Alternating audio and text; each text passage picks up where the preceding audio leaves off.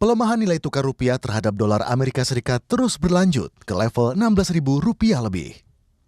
Meski demikian, Menteri Koordinator Bidang Perekonomian menyebut, posisi nilai tukar rupiah dan indeks harga saham gabungan masih aman. Nah, nilai tukar dan indeks harga saham itu juga mengalami pelemahan secara global, namun Indonesia dibandingkan peer countries relatif masih dalam situasi aman. Dan tentu kita perlu melakukan beberapa kebijakan antara lain kebauran fiskal dan moneter, menjaga stabilitas nilai tukar, menjaga APBN, dan memonitor kenaikan logistik dan kenaikan harga minyak. Sementara Bank Indonesia akan melakukan intervensi untuk memastikan nilai tukar rupiah terjaga. Gubernur Bank Indonesia, Peri Warjio mengatakan, tidak menutup kemungkinan BI akan menaikkan suku bunga sebagai salah satu cara meredam fluktuasi rupiah.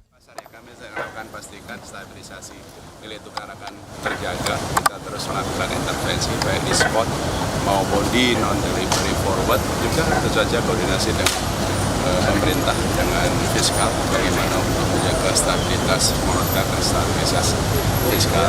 Gitu. Pastikan kami berada di pasar untuk melakukan langkah-langkah stabilisasi. Gitu. Kepala Ekonom Bahana Sekuritas, Satria Sambijantoro, memperkirakan nilai tukar rupiah akan menguat kembali di sekitar bulan Mei dan Juni saat permintaan valuta asing sudah kembali normal. Namun Satria tidak bisa memastikan apakah nilai tukar rupiah bisa di bawah Rp16.000. Karena memang setiap tahun itu di bulan Mei, Juni, itu biasanya korporasi sudah mulai mengumpulkan dolar itu dari bulan April atau dari bulan Maret gitu loh. Jadi mereka beli dolar gitu loh, terus rupiahnya melemah. Setelah bulan Mei Juni itu seharusnya rupiah akan stabil dan menguat kembali. Nilai tukar rupiah terhadap dolar terus melemah. Ini adalah pergerakan selama 3 bulan terakhir. Pada 17 Januari lalu, nilai tukar rupiah terhadap dolar mencapai Rp15.625. Selama 3 bulan, rupiah sudah melemah sekitar 3%. Hari ini ditutup di angka Rp16.224 per dolar Amerika Serikat. Pemerintah harus mengambil langkah cepat untuk menstabilkan nilai tukar rupiah sehingga tidak berdampak pada perekonomian dalam negeri. Tim Liputan, Kompas TV.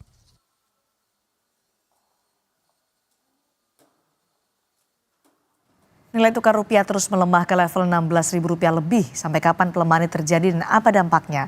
Kami akan membahasnya bersama tenaga ahli utama Kantor Staf Presiden Edi Priyono dan Wakil Direktur Indef Eko Listianto. Selamat malam Pak Edi, Pak Eko. Selamat malam. Baik, terima kasih sudah bergabung di Sapa Indonesia Malam. Pak Eko, apa sebenarnya penyebab dari pelemahan rupiah ini sampai sekarang lebih dari Rp16.000 per dolar Amerika Serikat? Iya, ini singkatnya karena sentimen sebetulnya ya.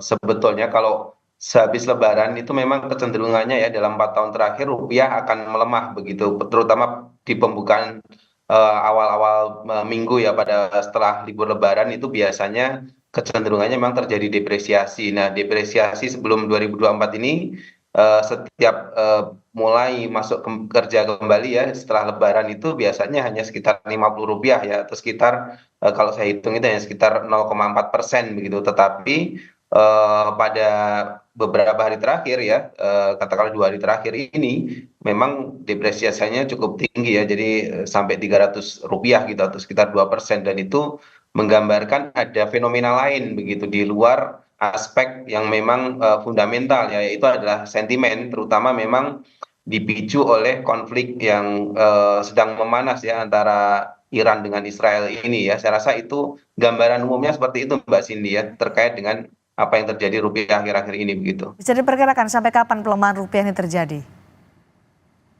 Ya kalau kita lihat sebetulnya karena aspeknya adalah geopolitik, aspeknya adalah konflik antara negara yang kebetulan juga Iran adalah salah satu produsen minyak yang besar begitu ya, sehingga kalau menurut saya sih akan sangat bergantung apakah suasana atau katakanlah konflik ini akan terus memanas atau kemudian bisa mereda ya, mungkin melalui katakanlah perundingan atau hal lain yang kemudian tidak saling berbalas serangan gitu ya. Jadi aspek geopolitiknya akan menentukan begitu apakah akan cepat atau enggak stabil kembali rupiah kita begitu.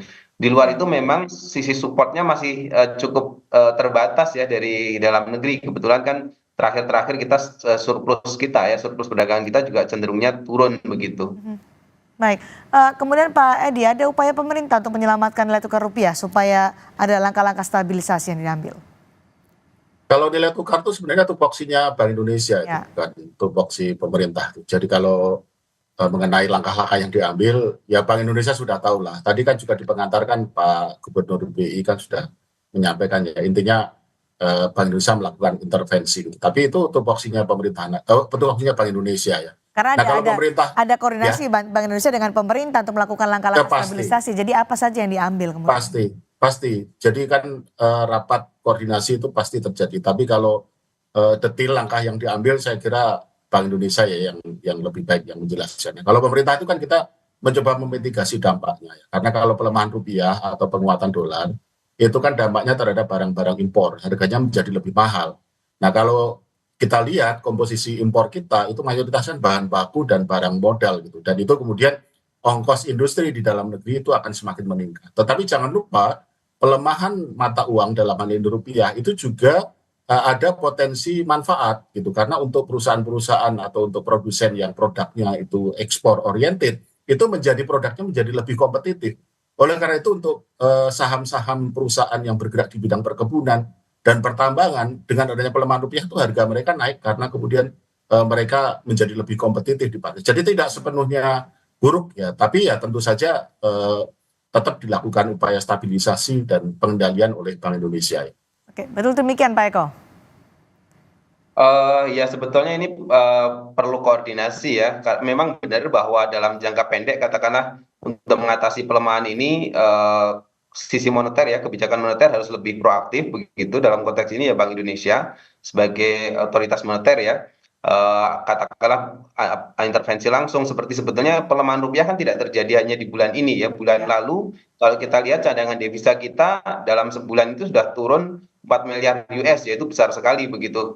Salah satu alasannya adalah untuk menahan rupiah di bawah 16.000 begitu. Nah sekarang ketika momen Lebaran ternyata rupiah ini ya sudah tembus 16.000 begitu, sehingga perlu upaya-upaya yang lebih ekstra ya, terutama dari Bank Indonesia. Tapi dalam konteks ini karena sekali lagi faktor pemicunya adalah geopolitik dan tentu saja pasar sudah berekspektasi, artinya sudah tahu lah gitu arahnya ini setelah konflik ini belum selesai pasti akan menghit kepada harga minyak dan pada akhirnya nanti kepada setelah harga minyak adalah kepada ini ya subsidi BBM kira-kira begitu. Jadi tentu sisi fiskalnya juga harus juga proaktif juga begitu ya untuk mengimbangi kebijakan-kebijakan di sisi moneter gitu sekaligus untuk memberikan optimisme pada pasar domestik begitu.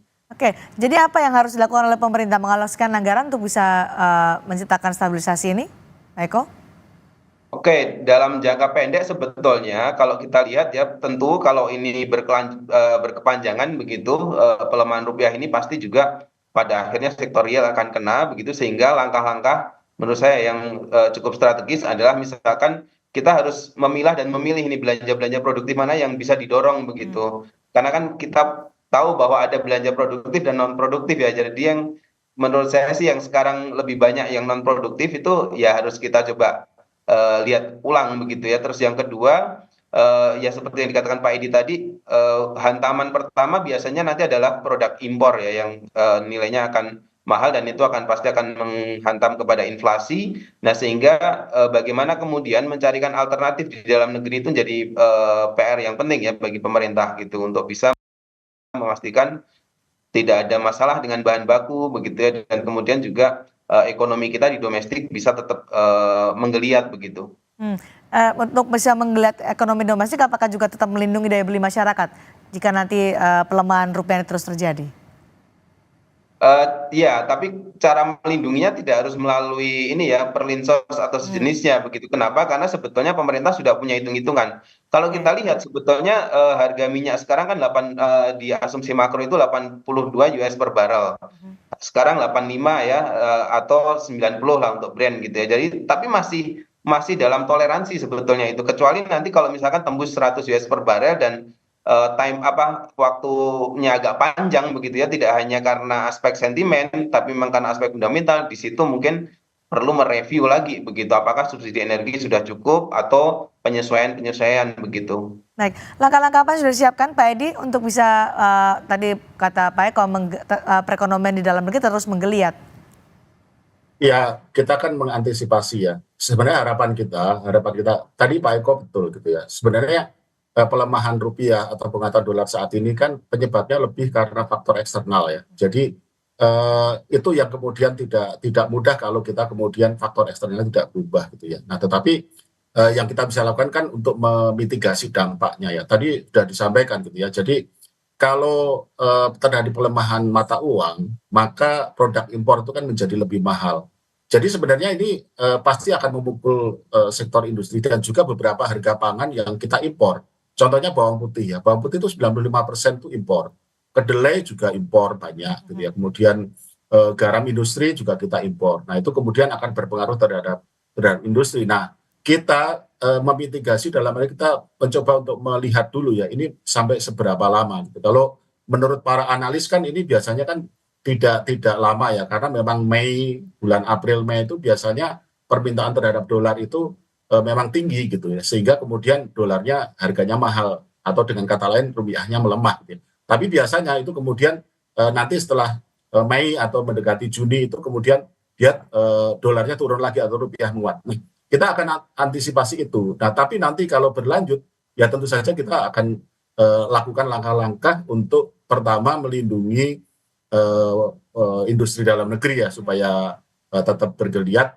Nah, tetapi di sisi lain juga ini bisa menjadi peluang sebenarnya, terutama untuk barang-barang konsumsi ya. Karena kalau terjadi pelemahan rupiah, impor barang-barang konsumsi yang merupakan barang impor itu kan jadi lebih mahal kan. Nah, ini sebenarnya peluang bagi produk-produk dalam negeri, termasuk produk-produk hortikultur seperti buah-buahan ya, sayuran dan sebagainya. Jadi saya ingin mengajak kita semua untuk tidak melihatnya hanya dari sisi negatif ya, karena ada unsur peluang di situ. Dan ini senada dengan yang sering disampaikan oleh Bapak Presiden. Bapak Presiden kan dalam beberapa kesempatan, termasuk dalam periode yang paling berat ketika kita terkena COVID, beliau kan masih ingin kita untuk optimis, tapi kemudian ada peluang di antara masalah yang ada kesempatan ada, dan itu yang saya kira kita perlu manfaatkan.